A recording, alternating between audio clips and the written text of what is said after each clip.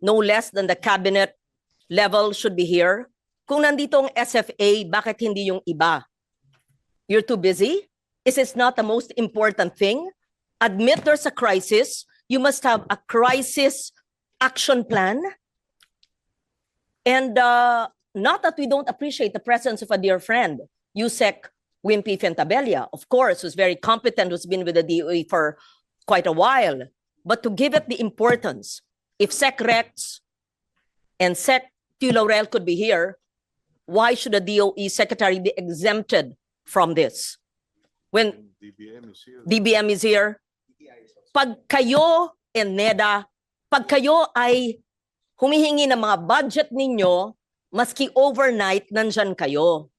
Pero pag crisis action plan, marami kayong dahilan. The Senate will not allow that. Unless you are not admitting that we are in a crisis situation.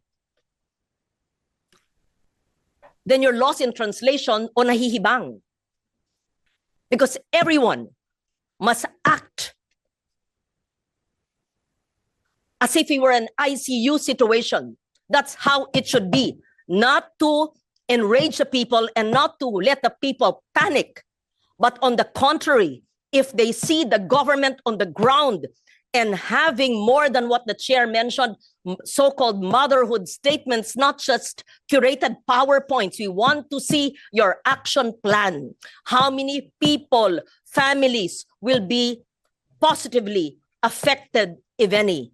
And what are the monies, the funds needed for continuing appropriations? And what are the line items in GAA 2026 na pwedeng ikalap maging savings para ito ang gagamitin? Tapos sasagutin ng DOF at ng DBM saan manggagaling ito considering 2.5 months pa lang at aminadong wala pang pera ang gobyerno.